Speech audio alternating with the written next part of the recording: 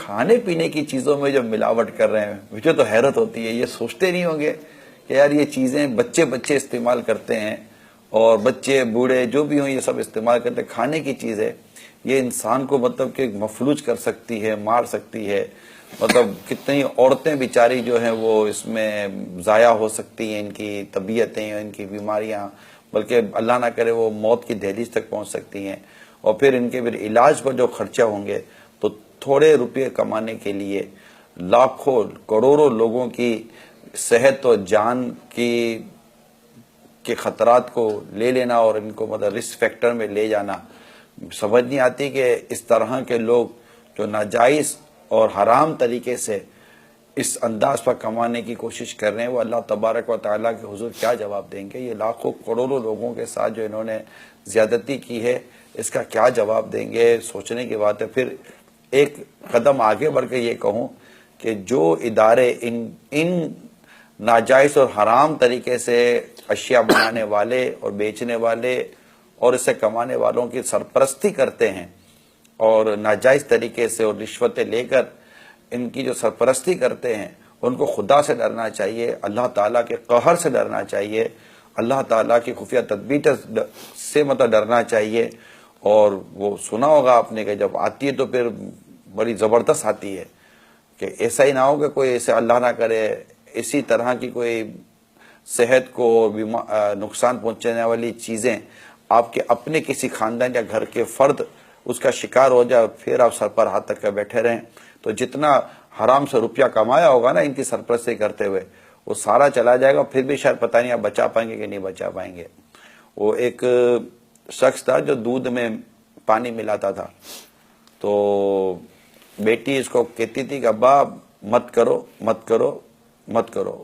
باپ مانتا نہیں تھا, بیٹی دانا تھی وہ سمجھاتی تھی, تو وہ دودھ میں پانی ملاتا تھا. ایک دن سیلاب آیا اور یہ جتنی بھی اس کی جو گائیں بھینسیں تھیں نا ساری بہا کر لے گیا.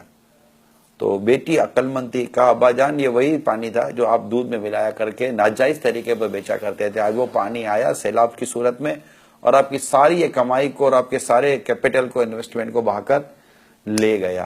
ایک جھٹکا آتا ہے میٹھے میٹھے اسلامی بھائیوں, سب ختم ہو جائے, ساری مستی نکل جائے گی, ساری شرارتیں نکل جائیں گی. اور ادھر مثال کے طور پر اگر آپ اللہ نہ کرے اس سے توبہ نہیں کرتے اور آپ آگے بڑھ بھی جاتے ہیں, چلے مر بھی گئے, ہاتھ میں بھی نہیں ہے کسی کے, مرنے کے بعد آپ کو کون بچائے گا؟ اللہ کو تو جبکہ ہم اللہ کو ناراض کر چکے ہوں گے, اس کے پیارے حبیب ہم سے روٹھ گئے ہوں گے, تو مجھے بتائیے اور بغیر توبہ کے ہم مر گئے ہوں گے. اللہ تعالیٰ نے اگر گرفت فرما لی تو قبر میں کون بچانے آئے گا؟ قیامت کے روز کون بچانے آئے گا؟ یہ مال اگر سانپ و بچھو بن کر ہم پر مسلط کر دیے گئے پھر ہمارا کیا بنے گا؟ اب بھی مان جائیے, جو بھی ناجائز طریقے پر حرام طریقے پر کماتے ہیں, جو ناجائز انداز پر جو ملاوٹیں کر کے ناجائز طریقے پر جو بیچتے ہیں, خدا را باز آ جائیے, خدا را باز آ جائیے.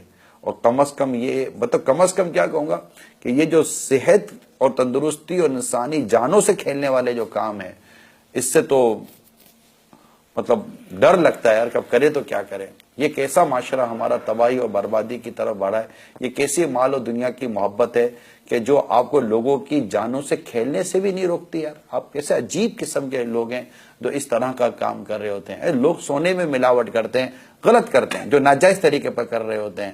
لوگ کپڑا بناتے اس میں ملاوٹ کرتے ہیں ناجائز طریقے پر, وہ بھی غلط کر رہے ہوتے ہیں, مگر وہ غلط ہے, اس کا انکار نہیں کرتا, اس کو میں اس کی حوصلہ افزائی نہیں کر رہا. جو ناجائز کام کر رہے ہیں, جو ناجائز ملاوٹیں کر کے جو کر رہے ہیں, لیکن آپ اپنی ملاوٹ کا اور اپنے اس کا اندازہ کیجئے کہ آپ کا ملاوٹ کا اندازہ دودھ میں ہے کہ اناج میں ہے یا اس طرح کی جس سے گلے کی چیزوں میں ہے جو لوگ کھا رہے ہیں پی رہے ہیں, گھی میں, تیل میں, دودھ میں, چینی میں, آٹے میں, چاول میں, گرم مسالوں میں, جو اس طرح کی چیزیں ملاوٹ کر کے جو لوگوں کو بیچ رہے ہیں صرف اپنے دو پیسے کمانے کے لیے. آپ کو خدا سے ڈر نہیں لگتا؟ آپ کو اللہ تعالیٰ کا قہر سے ڈر نہیں لگتا؟ اللہ تعالیٰ کے قہر سے کہ اگر اس سے ہماری گرفت فرما لے ہمارا کیا بنے گا؟ اور جو ان کی سرپرستی کر رہے ہیں رشوتیں لے کر ناجائز طریقے پر, ان کو میں خدا سے ڈراتا ہوں, خدا سے ڈرو. اللہ کی لاٹھی جس دن پڑی نا اس دن کوئی پوچھنے والا نہیں ہوگا آپ کو. اللہ ہمیں اپنا حقیقی معنی میں خوف عطا فرمائے.